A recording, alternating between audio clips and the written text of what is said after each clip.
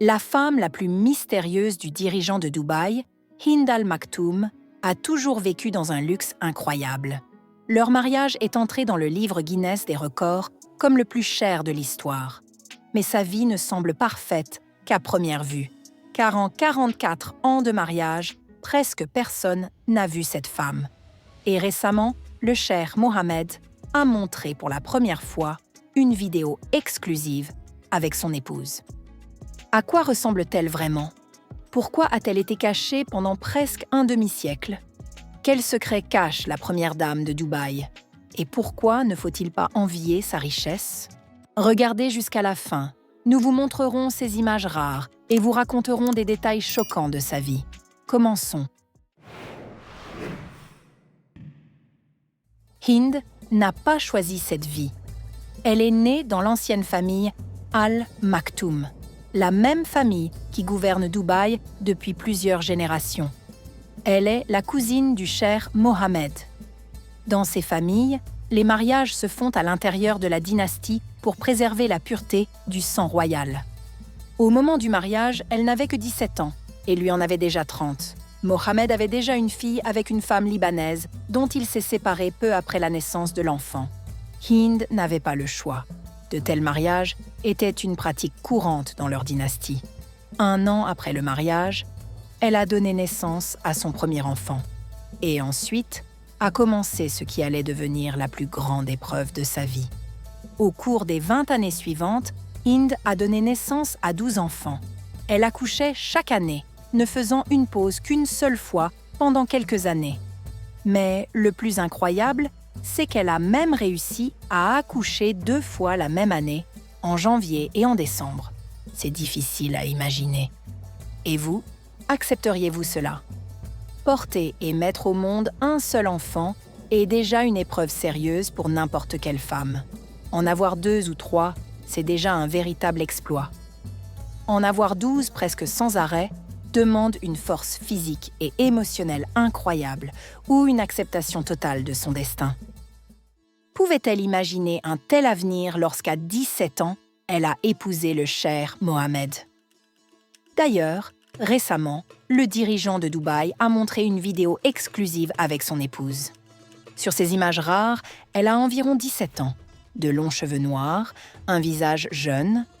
À côté d'elle, une nounou assise qui brosse doucement les cheveux de la jeune fille. Une scène touchante du passé. Et après le mariage, Hind a disparu de l'espace public pour toujours.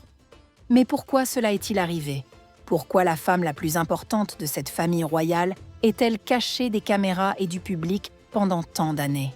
Certains pensent que la raison pourrait être la jalousie. Selon les rumeurs, Hind est tellement belle que le cheikh ne veut pas que d'autres hommes la voient.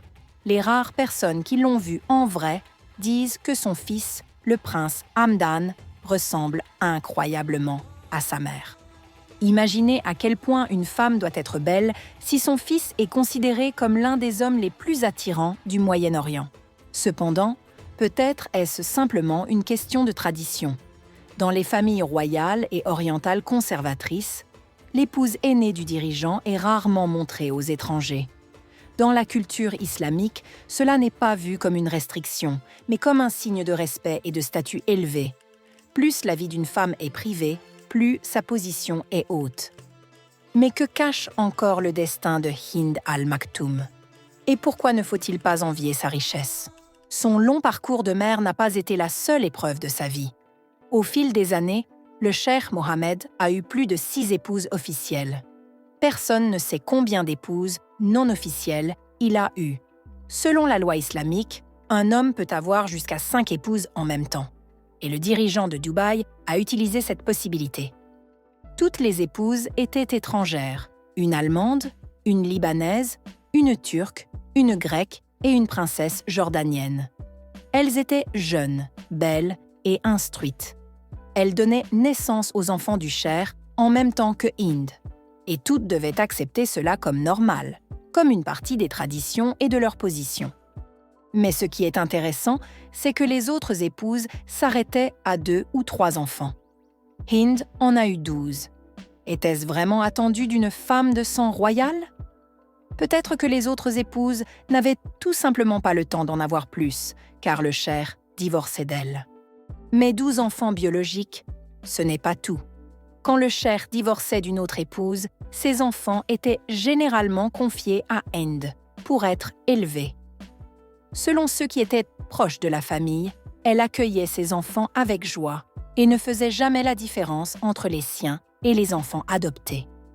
En plus de cela, elle a adopté plusieurs orphelins de foyer. Le nombre exact est inconnu, mais il s'agit d'au moins plusieurs garçons et filles qu'elle a élevés comme ses propres enfants. Mais pourquoi est-elle restée la seule épouse du dirigeant de Dubaï à ne pas l'avoir quitté? Hind vit dans le palais principal de Zabeel, la résidence du dirigeant. C'est un symbole de son statut, l'épouse aînée, la matriarche de la dynastie. Les autres épouses recevaient des palais dans différents quartiers de la ville. Chaque épouse vivait séparément avec ses enfants, loin du centre du pouvoir. Mais parmi toutes les épouses, la princesse Raya, la fille du roi de Jordanie, occupait une place particulière. Elle était 12 ans plus jeune que Hind, plus moderne, plus brillante, plus publique. Raya était la seule épouse du cheikh Mohammed, autorisée à visiter le palais de Zabeel, au lieu d'attendre que son mari vienne la voir, comme le veut la tradition. Mais pendant qu'elle brillait en public et attirait les regards admiratifs, Hind restait dans l'ombre, gardant toujours son statut d'épouse principale.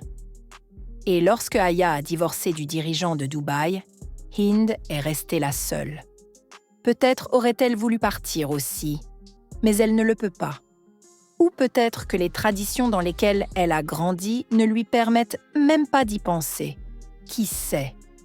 Mais les nombreuses femmes du cheikh Mohammed n'ont pas été l'épreuve la plus difficile dans la vie de Hind. Elle a vécu une tragédie que toute mère craint d'imaginer, même en cauchemar.